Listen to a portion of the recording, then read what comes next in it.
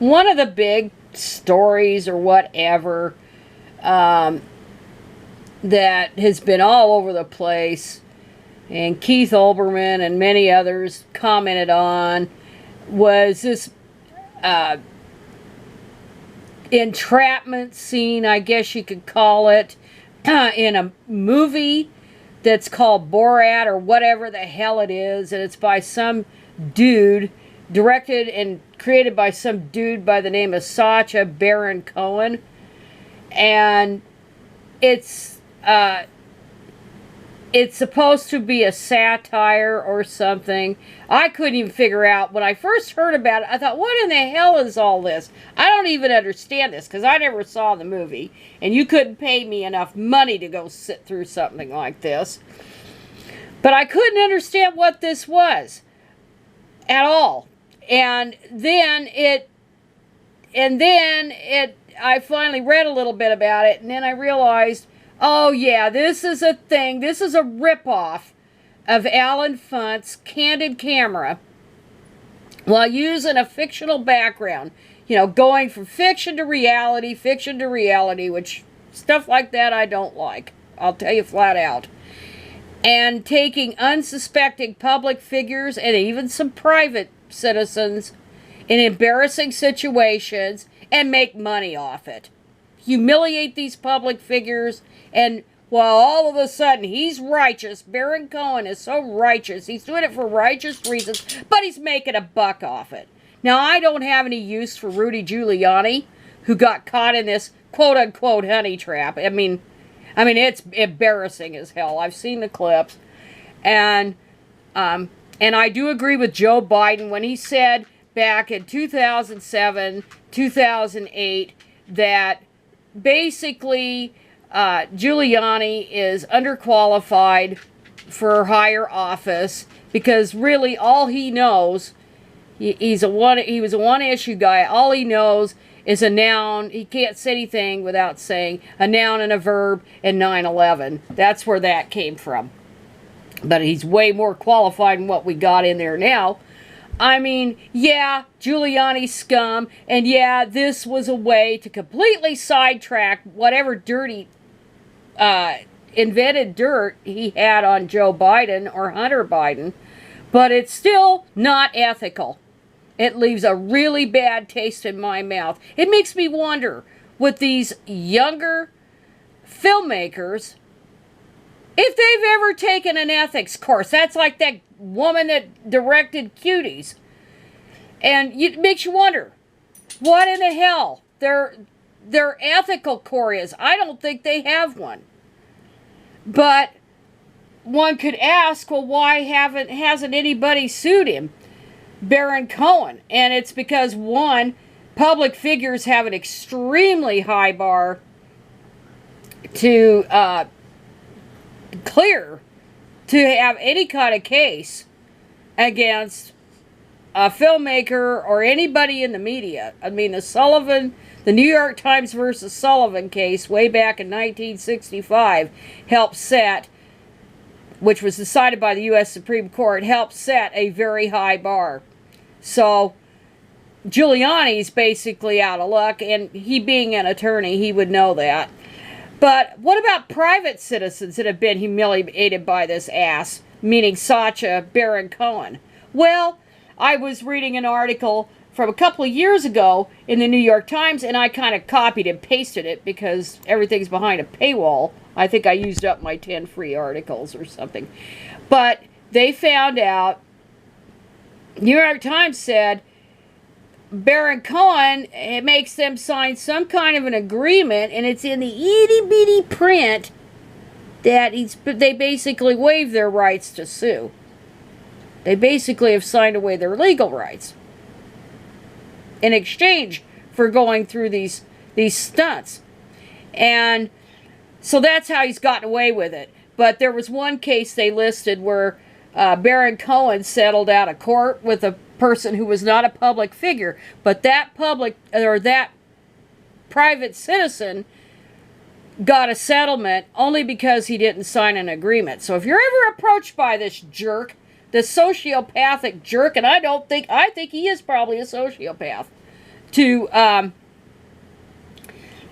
or at least have sociopathic ideas, to think anything like this is in any way justifiable.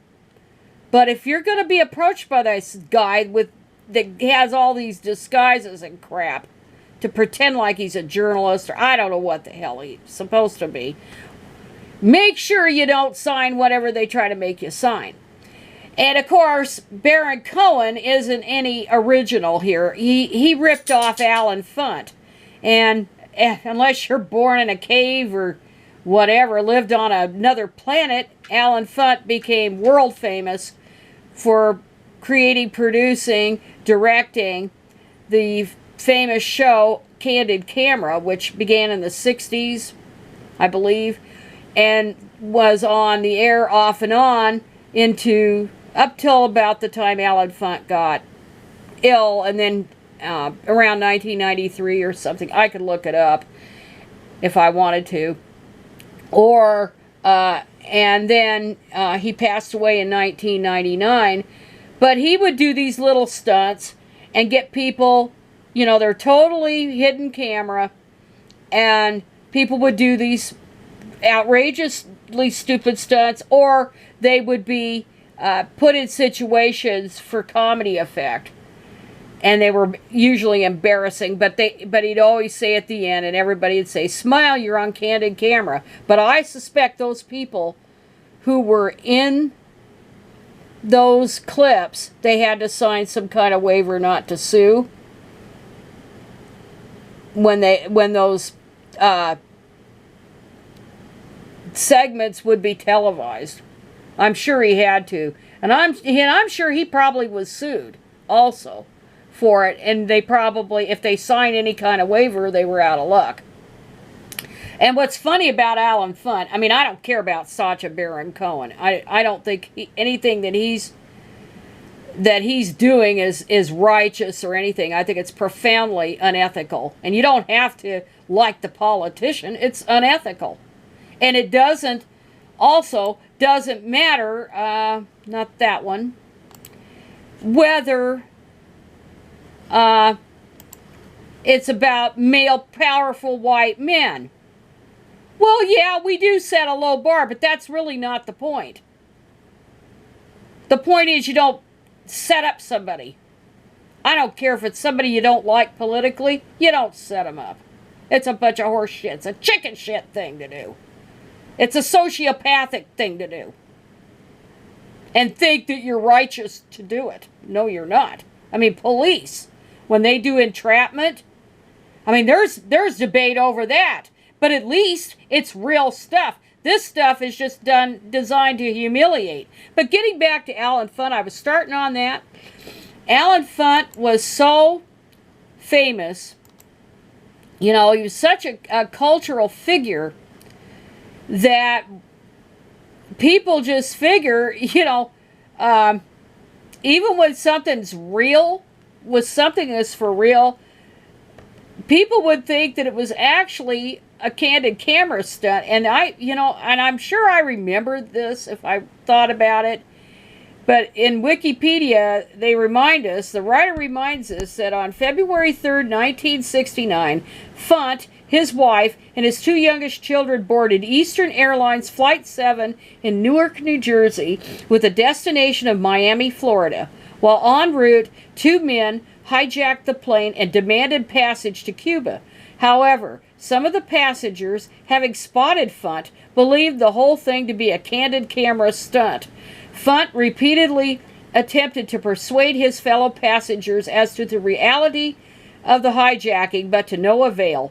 The plane later landed in Cuba, finally convincing the passengers. Funt and others were later released after 11 hours of being held captive. Baron Cohen couldn't even do anything approaching this. Only Allen Funt this would happen to. So, Sacha Baron Cohen could kiss my ass. I don't think what he did to Rudy Giuliani was anything to be self-righteous about, or to save democracy, or any of that other bullshit. Nothing that Giuliani would have ever released would have had any impact on the election at all. So, yeah, he can go suck an egg for all I care. Baron Cohen.